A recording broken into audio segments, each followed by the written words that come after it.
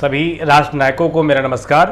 मैं अखिलेश स्वागत करता हूं आप सभी का आपके YouTube channel doctor AP education पर। इस वीडियो सीरीज में हम सभी ने बुद्धि के अर्थ, परिभाषा और सिद्धांतों को पढ़ना निश्चित किया है।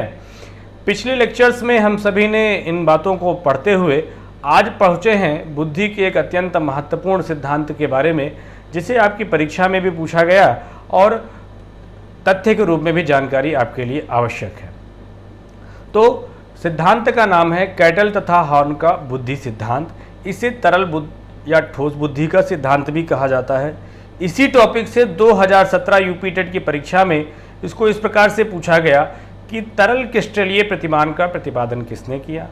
इसी टॉपिक से 2013 में फिर से क्वेश्चन पूछा गया कि तरल मोज़ेक मॉडल किसने प्रस्तुत किया। तो आप चाहे तो अगर परिभाषा में या आपके पास जो उत्तर है उस विकल्प में कैटल का नाम लिखा हुआ है तो आप कैटल भी लिख सकते हैं। अगर कैटल तथा हॉर्न लिखा है तो आप कैटल तथा हॉर्न दोनों विकल्पों का चयन, दोनों विकल्प मतलब जहां पर दोनों लोगों का नाम है वह भी विकल्प का चयन आप कर सकते हैं। चलिए, तो ये तो उपयोगिता के बारे में बात हुई कि आखिर इस सिद्धांत को पढ़ना हमारे लिए क्यों उपयोगी है, क्योंकि मैंने 2 प्रश्नों के माध्यम से आपको बताने का प्रयास किया कि ये टॉपिक आपकी परीक्षा के लिए महत्वपूर्ण है। तो रेमंड कैटल तथा जॉन हॉर्न ने बुद्धि के एक सिद्धांत का प्रतिपादन किया। इस सिद्धांत का प्रतिपादन इन्होंने स्पीयरमैन के सामान्य बुद्धि कारक पर आधारित था इनका।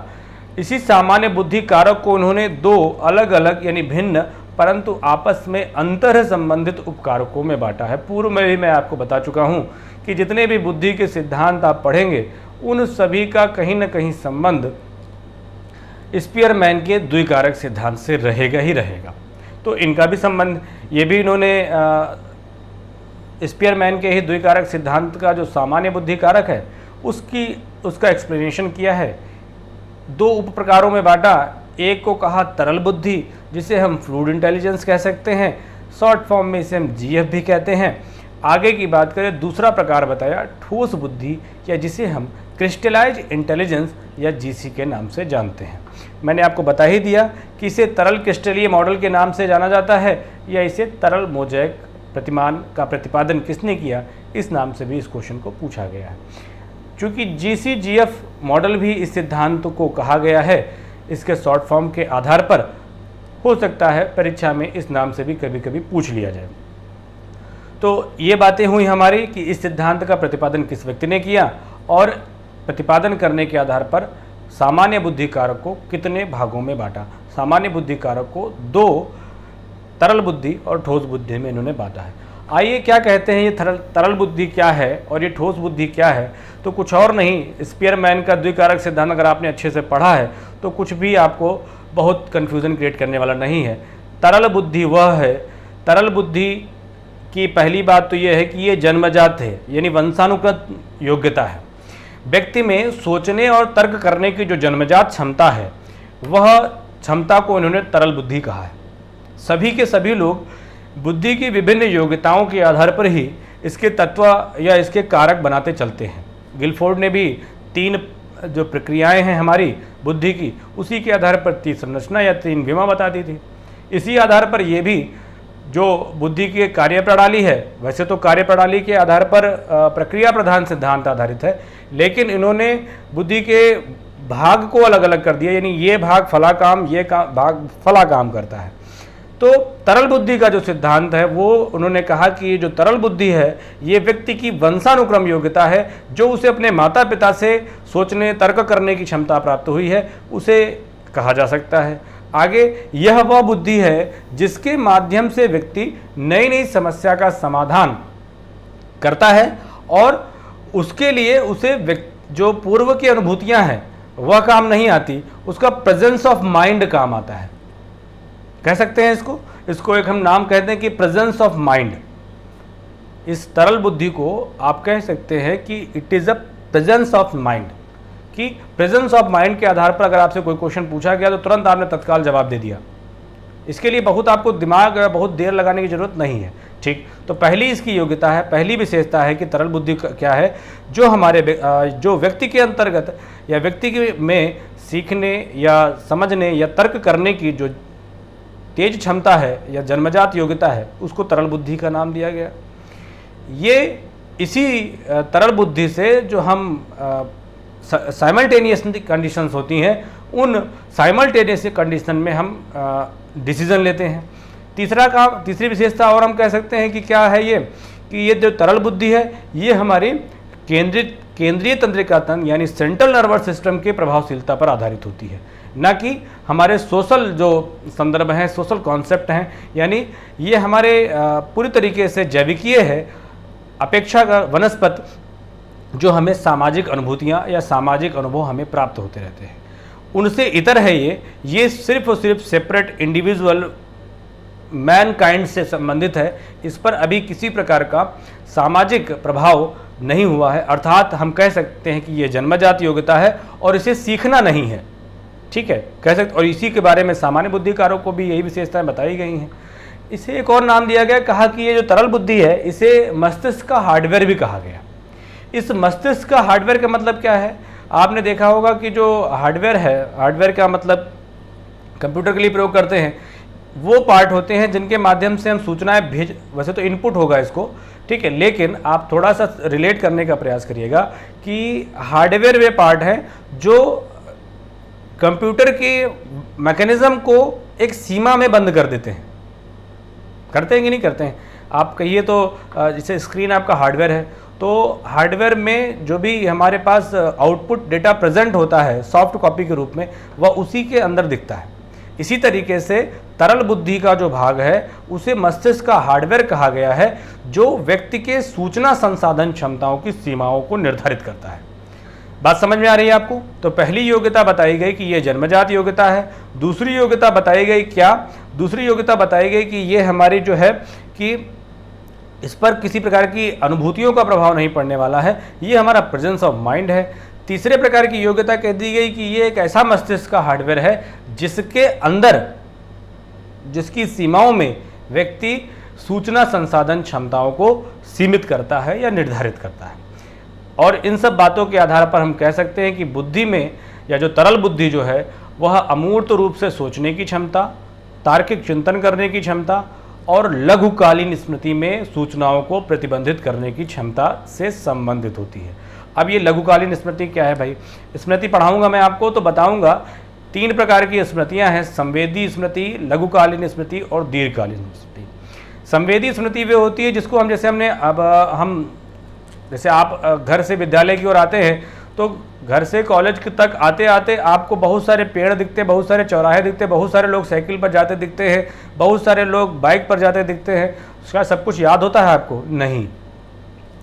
उनमें से जिस पर हम अवधान यानी ध्यान देते हैं, वही सूचनाएं हमारे लघुकालीन स्मृति में जाती हैं।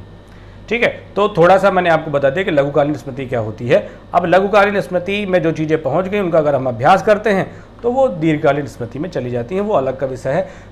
लघुकालीन वर्ड आया है इसलिए मैंने आपको बता दिया।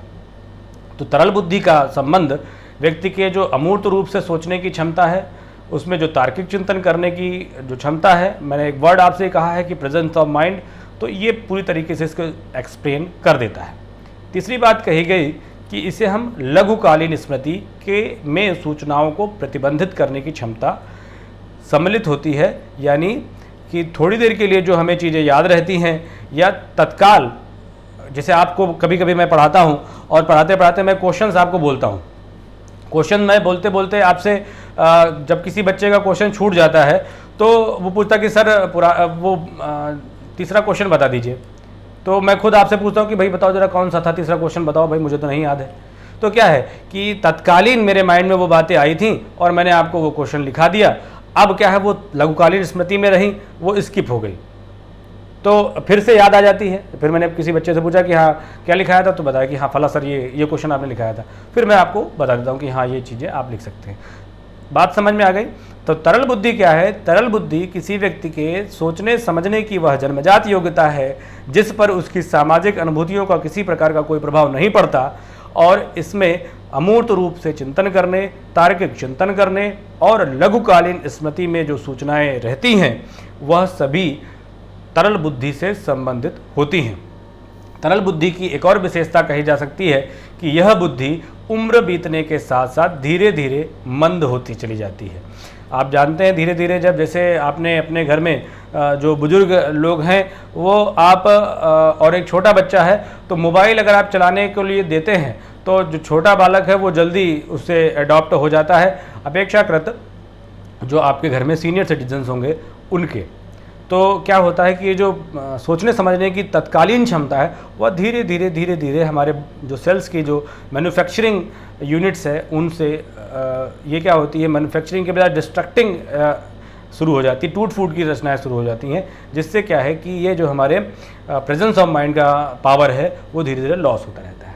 आगे की बात करें ठोस बुद्धि क्या कहा, सरल शब्दों में कहें तो कहते हैं कि आप ये बहुत ठोस बुद्धि है उसकी, कोई भी बात है उसको है जो हमेशा के लिए याद रहती है। कहते कि नहीं कहते हैं आप लोग, अक्सर कहते हैं कि इसको तो बहुत चीज़ें बहुत लंबे समय तक याद रहती, तो यानी लंबे समय तक यानी दीर्घकालीन स्मृति। चलो पढ़ते हैं देखते हैं क्या है इसमें। क्या होता है इस ठोस बुद्धि में व्यक्ति के अर्जित ज्ञान अर्थात अपने अनुभव से प्राप्त ज्ञान तथा विशिष्ट समस्याओं के समाधान से प्राप्त अनुभव से होता है। कुल मिलाकर के ठोस बुद्धि जो है वो हमारा सीखा हुआ ज्ञान है, हमारा जो विभिन्न परिस्थितियों में या विभिन्न समस्याओं के अंतर्गत जिस प्रकार से हमने कार्यप्रणाली का प्रयोग किया था उसको हम अपने अभ्यास के माध्यम से दीर्घकालीन स्मृति तक पहुंचा देते हैं और वह हमारी ठोस बुद्धि का एक भाग हो जाती है। तो वर्तमान समस्याओं के समाधान से पहले अर्जित ज्ञान को उपयोग करने की क्षमता ठोस बुद्धि कहलाती है। कोई सवाल आपको दिया गया जो आपको पूर्व में पढ़ाया गया था, अब आपसे पूछा जा रहा है और काफ़ी दिन बाद पूछा जा रहा है, तो अगर आप उसको हल कर पा रहे हैं तो कहा जाएगा तब आप अपनी ठोस बुद्धि का उपयोग करेंगे। ठीक है, तो ये ठोस बुद्धि का कॉन्सेप्ट हुआ। आगे की कहा गया कि ठोस बुद्धि के निर्माण में दीर्घकालीन स्मृति की भूमिका अधिक है, मैंने बता दिया आपको, जबकि तरल बुद्धि लघुकालीन स्मृति या कार्यरत स्मृति या वर्किंग इसे मेमोरी भी कहते हैं के प्रभावी ढंग से कार्य करने पर निर्भर करती है। और ठोस बुद्धि की यह भी विशेषता है कि उम्र बीतने के साथ साथ इसमें गिरावट ना आकर के क्या होती है, स्थिरता बनी रहती है या बढ़त होती जाती है। जैसे जैसे आपकी उम्र बढ़ती जाती है आपको चीज़ों को याद रखने की क्षमता बढ़ती चली जाती है। लेकिन कुछ देखिए, ऐसा नहीं है कि आप कह दें कि बुढ़ापे में व्यक्ति सब चीज़ें भूलने लगता है, तो वो एक कुछ समय के लिए होता है जब उसकी स्थिति या परिस्थिति या तबीयत बहुत ज़्यादा ख़राब हो जाती है, तब उसमें मेमोरी लॉस होना शुरू हो जाता है किसी बीमारी के कारण। लेकिन अन्यथा की स्थिति में जो है वो आप जैसे जैसे बड़े होते चलते हैं आपको चीज़ें याद होती रहती हैं, देर तक याद होती रहती हैं। तो यानी जो ठोस बुद्धि है उसमें उम्र के साथ गिरावट ना करके क्या होती है, स्थिरता बनी रहती है या बढ़त बनी रहती है। एक बात अगर सरल शब्दों में दोनों बातों को कहें तो व्यक्ति कितनी तेज़ी से किसी सूचना का विश्लेषण कर पाता है यह उसकी तरल बुद्धि का परिणाम है, परंतु कितने शब्दों को वह याद रख पाता है यह उसका क्या है, ठोस बुद्धि का उदाहरण है।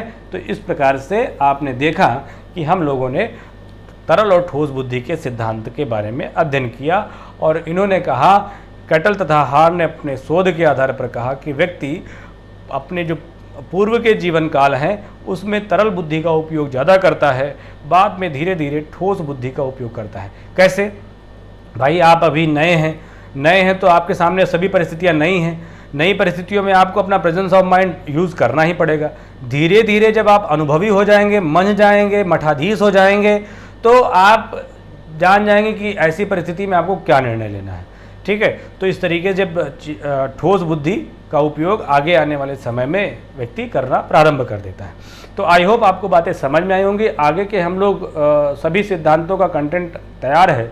कैरोल का 3 स्तरीय मॉडल है, पदानुक्रमिक सिद्धांत है और गार्डनर का बहुबुद्धि सिद्धांत। ये सभी बुद्धि के सिद्धांतों को हम लोग पढ़ेंगे और पूरे डिटेल के साथ पूरे व्यवहारात्मक शब्दों का प्रयोग करते हुए आपको समझाने का मैं प्रयास करूँगा। आई होप आपको समझ में आया होगा। एक नैतिक जिम्मेदारी आपकी बनती है कि बिना चैनल को सब्सक्राइब किए आपको नहीं जाना है, चैनल को सब्सक्राइब जरूर करिए, क्योंकि इसी से संबंधित मैं आपको अन्य उपयोगी वीडियो बताता रहूँगा। और इस जो टॉपिक मैं आपको पढ़ाऊँगा, ये मैं कहता हूँ कि आप चाहे सीटेट की परीक्षा में बैठिए या किसी और उच्च स्तरीय परीक्षा में बैठिए जहाँ पर ये टॉपिक पूछा जाएगा, तो आप उन प्रश्नों का जवाब दे पाएंगे, ऐसे मेरा उम्मीद है, ऐसी मेरी अपेक्षा है। तब तक के लिए चैनल को सब्सक्राइब करिए और क्या सुधार हो सकता है इसके लिए आप मुझे कमेंट करके बताइए। मैं सभी कमेंट्स को पर्सनली रिप्लाई करता हूं और कंसीडर करता हूं। तब तक के लिए स्वस्थ रहिए, घर पर रहिए और अपना अध्ययन जरूर चालू रखिए। भारत माता की जय।